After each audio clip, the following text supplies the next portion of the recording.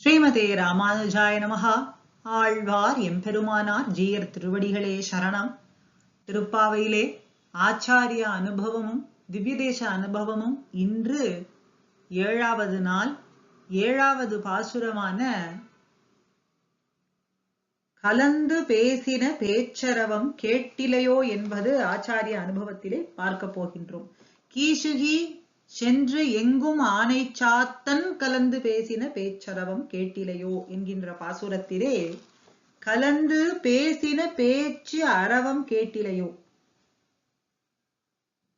இதிலே நம் பூர்வாச்சாரியார்களினுடைய திவ்ய சுக்தி பெருமை இதிலே பேசப்படுகின்றது.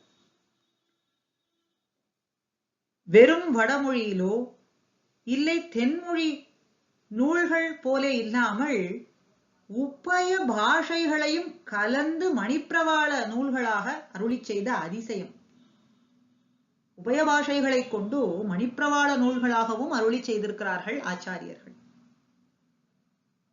வடமொழியான சம்ஸ்கிருதமோ தென்மொழியான தமிழோ மாத்திரமல்லாமல் இப்படி மணிப்பிரவாள நூல்களும் அநேகம் உண்டு. சரி, உபய பாஷைகளை கலந்து பேசினது மாத்திரமில்லாமல் ஸ்ருதி ஸ்மிருதி இதிகாச புராண பாஞ்சராத்திர திவ்ய பிரபந்த பூர்வாச்சாரிய ஸ்ரீசுக்திகள் எல்லாவற்றையுமே கலந்து கொண்டு பேசியிருப்பது இன்னும் அதிசயம். குரு சிஷ்ய கிரந்த விரோதங்கள் அப்படின்னு தொடங்கக்கூடிய ஆச்சாரிய கிருத்தைய சூர்ணிகை பார்த்தோம்னா பரஸ்பர விருத்தமாக பேசினவர்கள் போல இல்லாது இவர்கள் எப்படிப்பட்டவர்கள்னா பேசித்தே பேசும் ஏக கண்டர்கள். குரு சிஷ்ய கிரந்த விரோதம் அப்படிங்கிறது விரோதமாக இல்லாமல் பேசிற்றே பேசும் ஏக கண்டர்கள் இவர்கள். ஒருவரை ஒருவர் தழுவிக்கொண்டு பேசுவது இன்னும் அதிசயமா இருக்கு. ஒருத்தர் சொன்னதே அந்த அர்த்தத்தையே மற்றொருவர் தழுவிக்கொண்டு பேசுவது இன்னும் அதிசயமாக இருக்கு. மச்சிதா மத்கத பிராணாகா போதயந்தகா பரஸ்பரம் அப்படின்னு கீதையினுடைய வாக்குப்படி, எம்பெருமான் வாக்குப்படிக்கு பரஸ்பரம் கூடி பேசும் அழகு இன்னும் தனிப்பட்டதா இருக்கு, அதிசயமாக இருக்கின்றது. அப்ப ரவஹா அப்படிங்கிற வட சொல்லே அரவம் அப்படிங்கிற தமிழ் சொல்லாக ஆகியிருக்கு. இதற்கு என்ன பொருள்? துவனி அப்படின்னு அர்த்தம்.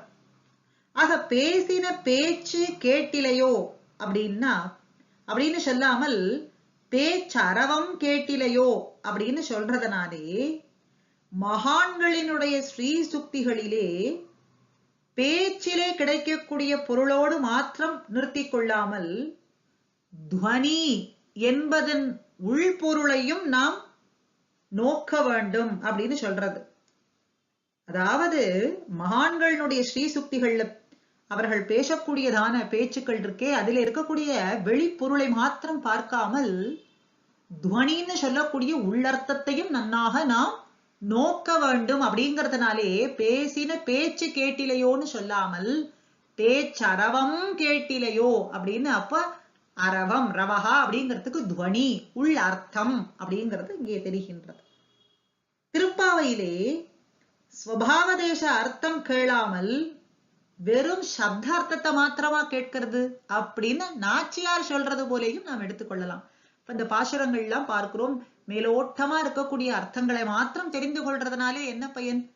ஸ்வபாவதேசம் அர்த்தம், உள்ளர்த்தம், சூக்ஷ்மமான அர்த்தத்தையும் தெரிந்து கொள்ள வேண்டாமோ அப்படின்னு ஆண்டாள் தானே சொன்னதாக நமக்கு இங்கே எடுத்துக்கொள்ளலாம். அதனால கேட்டிலையோ அப்படின்னு ஊன்றி கேட்பது போலே நாம் இங்கே எடுத்துக்கொள்ளலாம். ஆக ஆச்சாரிய அனுபவமாக கலந்து பேசின பேச்சு அரவம் கேட்டிலையோ, ஆச்சாரியர்களினுடைய ஸ்ரீசுக்திகளினுடைய பொருளும் துவனியான உள்ளர்த்தத்தையும் நாம் கேட்க வேண்டாமோ அப்படின்னு அர்த்தம்.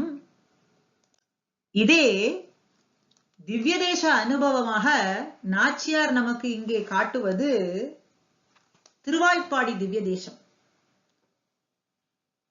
உத்காயதீனாம் அரவிந்த லோச்சனம் விரஜாங்கனானாம் திவம் அஸ்பிருஷத்வனிஹி தத்னஸ்ச நிர்மந்தன சப்த மிஸ்ரிதோ நிரஸ்யதே ஏன திஷாம் அமங்கலம் அப்படிங்கிறது பாகவத ஸ்லோகம். இந்த ஸ்லோகத்திலே ஆய்ச்சியர்களினுடைய பாட்டுக்கள் அவர்கள் வெண்ணெய் கடையக்கூடிய சப்தம், பாலிலிருந்து வெண்ணெய் எடுத்து அதை கடையக்கூடியதான சப்தம், அதை கடையும் பொழுது அவர்களினுடைய கைகளிலே இருக்கக்கூடியதான அணிகலன்கள், அதாலே ஏற்படக்கூடிய சப்தம் அப்படின்னு இதெல்லாம் சொல்லப்படுறது. அரவிந்தலோச்சனம் விஜாங்கனானாம் திவம் அஸ்பிருஷத்வனிஹி அப்படின்னு இந்த சப்தங்கள்லாம் கேட்கவில்லையோ?